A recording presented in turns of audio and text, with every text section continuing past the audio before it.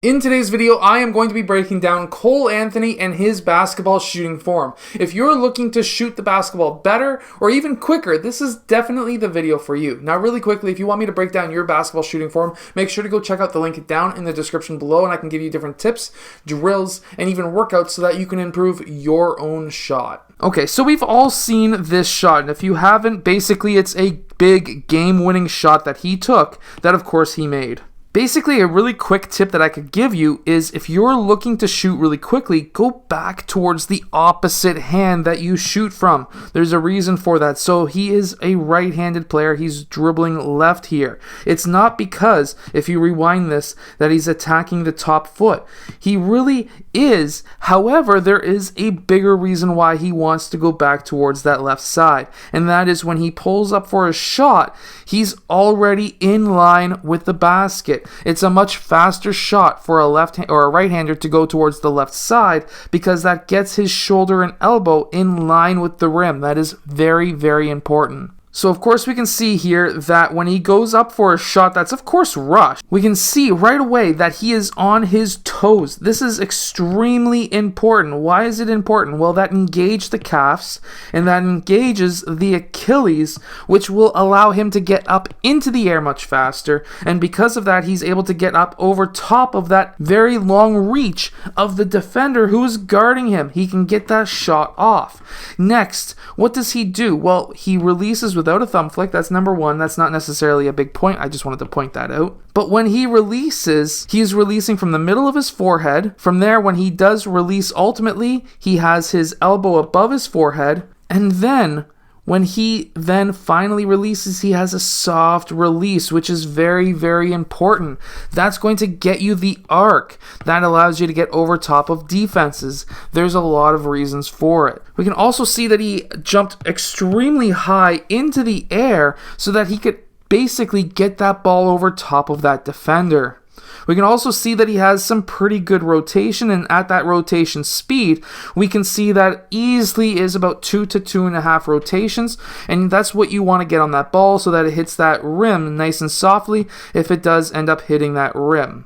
And we can see from right here on this shot, if we were to rewind just slightly, just a bit, and he goes up for his shot, we can see that that right shoulder, elbow, and ball are all in line on the same plane, and that's why he's able to make that shot. We can even see this when he warms up. He gets onto his toes at first, which allows him to get up into the air much faster. He gets that ball in line. His set point is basically just right above his forehead, roughly in the middle. However, he really rolls that shoulder in to be able to get that ball in line. He also has a tilt away from the basket. Some players do find that having no tilt is better. However, for most players, however, who have a tilt, the reason is because they need to get their shoulder and elbow in line, and this is a massive key.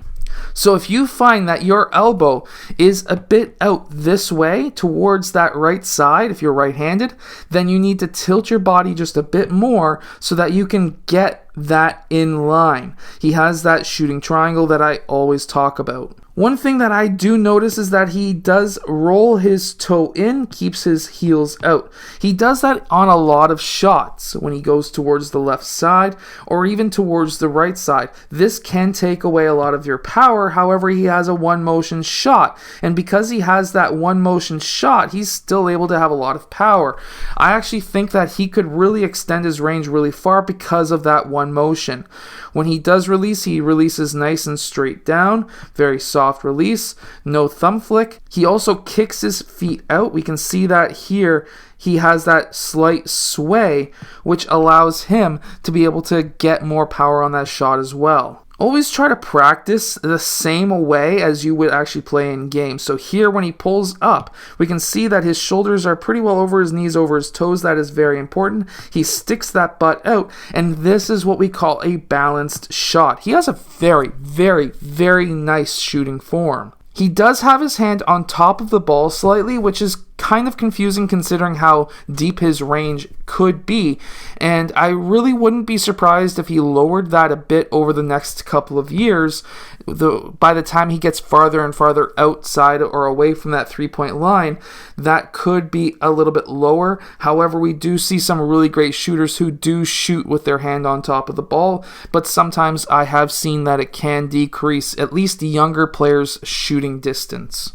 We can see that he has basically a 90-degree angle on his knees as well, and roughly 90 degrees on his hips. This is optimal when it comes to balance and can give you a lot of power going up into your shot. We can see here that when he does shoot, he's bringing that ball up the same time as his body is going up as well, and because of that, that allows him to have nice energy transfer. He gets off the ground before he releases. He's actually still at 90 degrees on his elbow by the time he releases off the ground, and then when he does finally release into the air, he is completely, totally straight as well, and that is great energy transfer. He goes from his knees into his hips at the same time, and then into his shoulders roughly the same time, and that's all perfect energy transfer. Here he did miss his shot, however. So here he hit slightly the front of the rim and then bounced to the back of the rim and then slightly popped out. That could be just too much air in the ball. However, what I would actually be saying is probably wrong, is he just needed more legs. That's all. More legs, and it could have swished, or it could have been more arc to allow it to hit softer on that rim, or maybe a little bit more spin on that ball. There's a couple of different reasons.